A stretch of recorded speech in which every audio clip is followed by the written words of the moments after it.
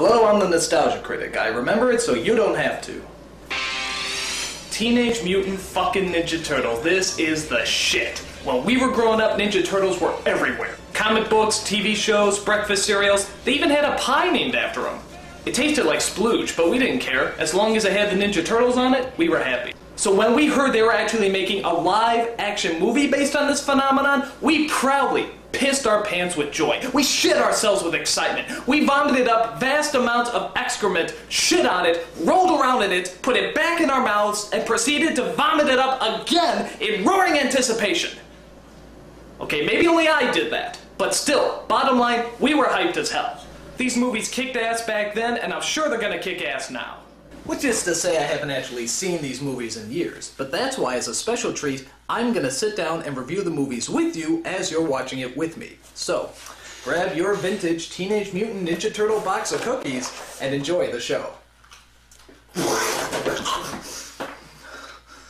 Just watch the movie. Alright, New York. So far, so good. Actually, I like this opening because it doesn't even look like a Ninja Turtles movie. This could be the opening to Shaft. Watch! Who's the black private dick that's a sex machine to all the chicks? Shaft! You see? April O'Neil, Channel 3. Whoa, whoa, whoa, whoa, whoa, whoa, whoa, whoa. Who is that? April O'Neil. No.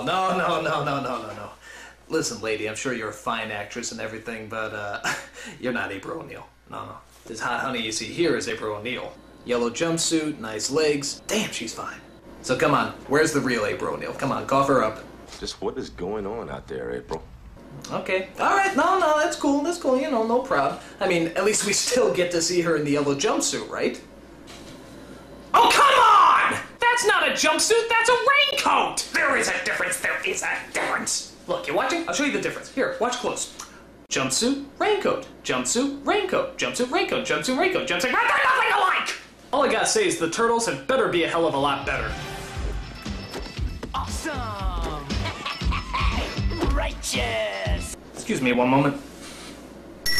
Oh my god, look at those costumes! Those are incredible! That's exactly what radioactive ninjutsu reptiles in their late teens would look like! I mean, they're unbelievable! I mean, they're phenomenal! I mean, oh my god!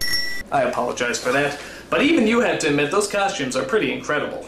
The guy who put these all together was Jim Henson, the Muppet guy. And do you know how much those puppeteers have to squat in order to get their hands up those asses? It's not even worth thinking about. If this movie was done today, chances are they probably turned them all into computer-generated images. Oh, bullshit! They set out to rescue April from the evil Foot Clan, who want to destroy her because she's giving evil pajama-wearing psychopaths a bad name.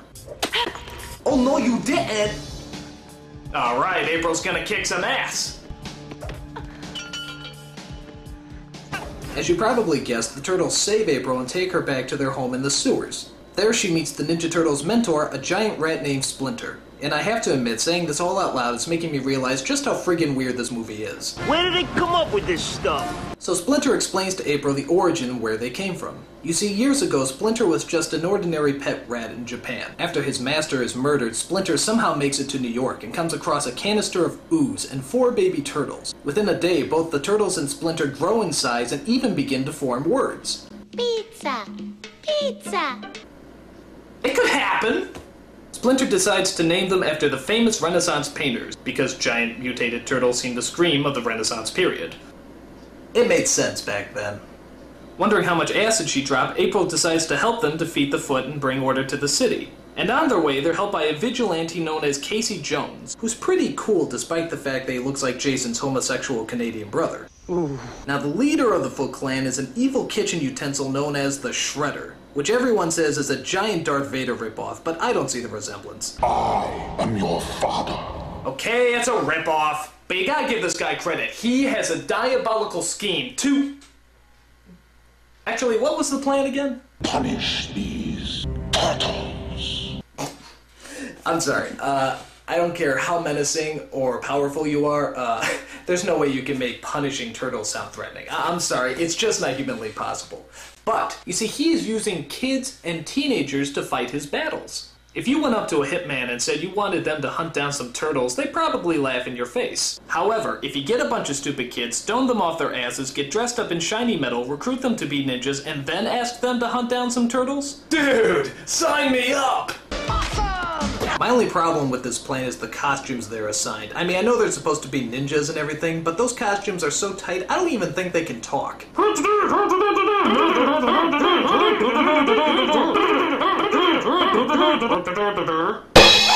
One of the things I love about this movie is the Turtles' disguises, which is pretty much just a trench coat and a fedora hat. How can nobody recognize them in that? I mean, how stupid do people have to be to not recognize a big turtle in a trench coat? Look like sort of a big turtle in a trench coat. The movie comes to a thrilling climax at the top of a tall building, where the Shredder challenges our heroes to a man-on-turtle brawl. And of course, being the Ninja Turtles, they get their green asses handed to them. What point did we lose control here? But all that changes when Splinter comes into the picture. It's Sensei versus Sensei, giant rat versus giant cheese grater. The battle of all battles begins. Here it goes. This is gonna be good. Here it comes!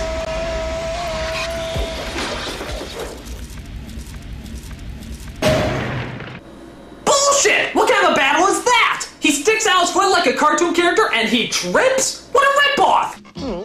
All I gotta say is the next film had better be a lot better. Teenage Mutant Ninja Turtles 2, The Secret of the Ooze. And what exactly is The Secret of the Ooze? It was made in a laboratory.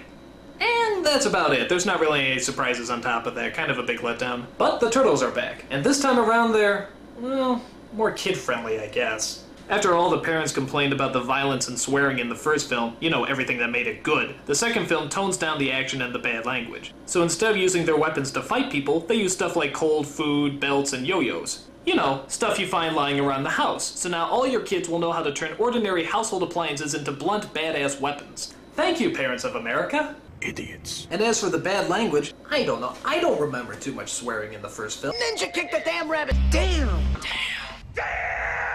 Okay. So every kid was swearing like a bastard after they saw this movie. But granted, it's a lot better than their original cut. Fuck that, man.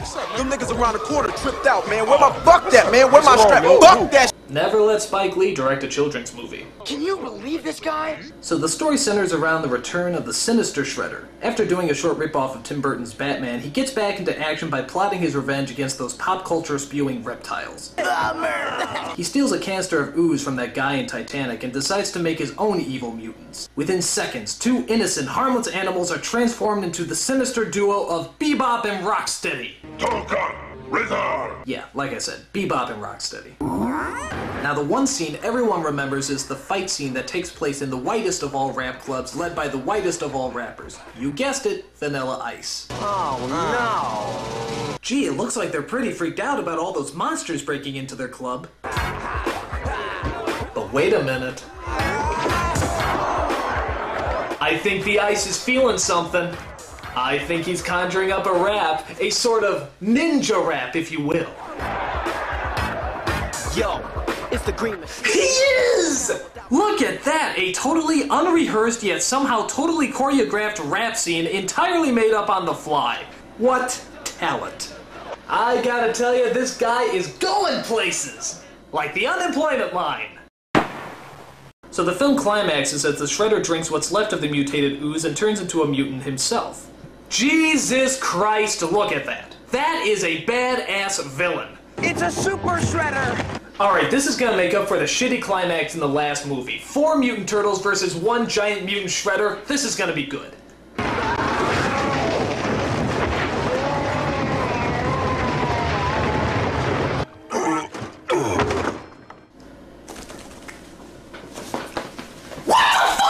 Are you telling me that a regular shredder can survive a 7-story fall and a dump truck crushing him, and yet a super shredder can't survive a bunch of wood falling on him? Bullshit! Bullshit! Bullshit! You know, I'm starting to realize that, these movies aren't quite the masterpieces I remember them to be. I mean, they're weird as hell, they don't make any sense, and they keep pissing me off with their anti-climaxes. But I shouldn't give up hope. After all, there is still one last movie left, Teenage Mutant Ninja Turtles 3. And seeing how now they've had 2 movies to experiment with and find out what works and what doesn't, I think we can safely assume that this is going to be the best of the bunch. So, sit back and let's enjoy Teenage Mutant Ninja Turtles 3. Oh my god, it's so terrible! It's so terrible!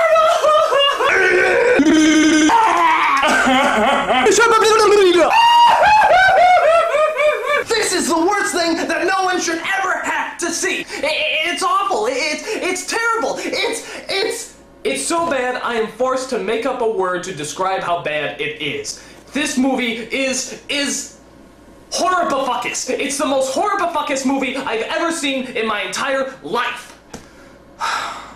Okay, like I said, these movies aren't the masterpieces we remember them to be. But it's best not to look at them as movies, but more as a homework assignment. Make a movie about 4 mutated turtles in their late teens who are named after Renaissance painters, led around by a giant rat, know ninjutsu, eat pizza, dress up like flashers, fight a guy who's named after a cheese grater, and make it plausible. And you know what? With the exception of the last movie, I'd probably give this project an A. Minus, but still an A. I'm a nostalgia critic. I remember it, so you don't have to.